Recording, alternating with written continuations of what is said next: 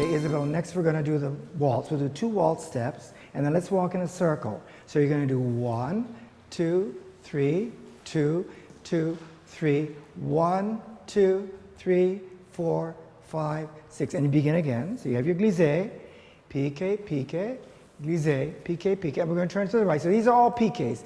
Step, step, step, step, step, step. So what makes this circle is that if you just think of, again, this is the en dedans circle, right? We're turning to the right, starting with your right foot. So if I just keep turning this right arm behind me, it'll lead me in a circle.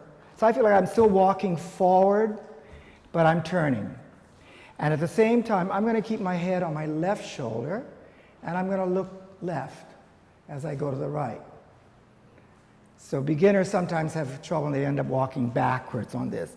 So that's why you want to think, turn your arm back, right? Keep turning the arm back and look away from it. Otherwise, just keep walking forward. It's the same. All right, you want to give it a try? Sure. Okay, with the music. 2, 2, 3, 4.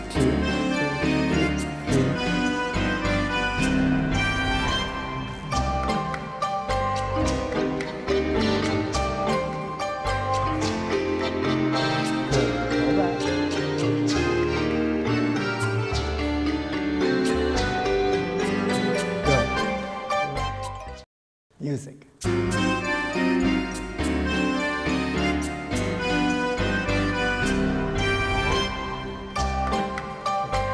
the left arm is going to go back.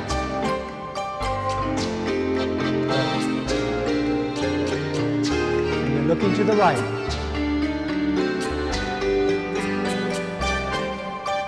Right.